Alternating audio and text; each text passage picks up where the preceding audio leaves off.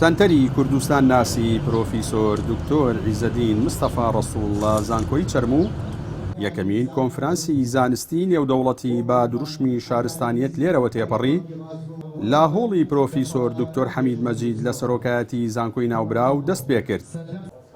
لە کۆنفرانسەکەدا چەندین توێژینە و گفتوگۆی جۆراوجۆر پێشکەش بە ئامادەبووان دەکرێت. لای خۆیانەوە بەشداربووان و ئامادەبووانی کۆنفرانسەکە بە گرنگیەوە لە کۆنفرانسەکە دەڕوانن و دەڵێن ئەم جۆرە کۆنفرانسانە گرنگی و بایەخی تایبەت بەخۆی هەیە. بەناوی خوا دیارە ئەم کۆنفرانسانە گرنگی و بایەخی زۆری هەیە. ئەم کۆنفرانسانە ئەتگەڕێنێتەوە بۆ مێژوو، بۆ کولتور، بۆ فکر لەناو کۆمەڵگەی کوردیە.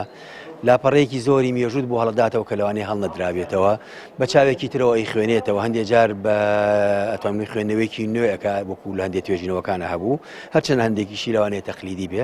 بۆیە ئەم کۆنگرە و کۆنفرانسانە ئەگەر کاری جددیتیا بکرێت کە هەندێکی کاری جددیە بێگومان کاری گەورە ئەکەوە ڕۆڵی گەورە بینێ. ئەم جۆرە کۆنفرانسە زۆر گرنگە کە ناوە بکرێ بۆ لێکۆڵینەوە لەسەر مێژووی گەلی کورد، کێشە کۆنەکان، کێشە تازەکان، لەسەر کێشەی کولتوری زمان، بۆ ئەوەی بەرچاوڕوونی بدە بە نەوەی داهاتوومان بۆی خۆی بناسێتەوە. چکە گەلانی تر هەر لە مناڵی لەسەرەوە ئیشەکەن کە مناڵەکە فێری زمانی دایکەکەن، فێریەوەکەن تاریخی چییە، کەسایەتەکانی کێ بوون، مێژووی هەموو شتێکی هەر لە مناڵی ئەو مناڵە فێرەکەن. سواز بۆ بەڕێستان بۆ ئامادەبوونتان. لە ڕێخەری گشتی کۆنفرانسی نێودەوڵەتی کوردستان ناسی دەڵێت ئامانجی کۆنفرانسەکە خوێندنەوەیەکی نوێ و زانستیانەیە بۆ ڕەهەندە جۆراوجۆرەکانی جوگرافیا و مێژووی کورد و کوردستان و بوارەکانی ئاین و کولتور و ڕۆشنبیری و کۆمەڵایەتی گەلی کورد. ئامانجی ئەم کۆنفرانسە خوێندنەوەی نوێ و زانستانەیە بۆ ڕەهەندە جۆراوجۆرەکانی جوگرافیا و مێژووی کورد و کوردستان، کلتور و هەروەها ئاین و ژیانی کوردەواری لە هەموو ڕوویەکەوە.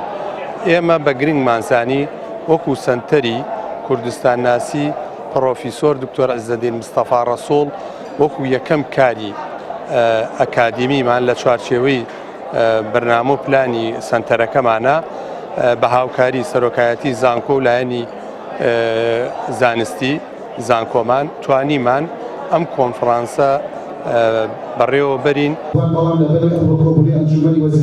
کۆنفرانسی نێودەوڵەتی کوردستان ناسی بڕیارە ماوەی 2 ڕۆژکارەکانی بەردەوام بێت.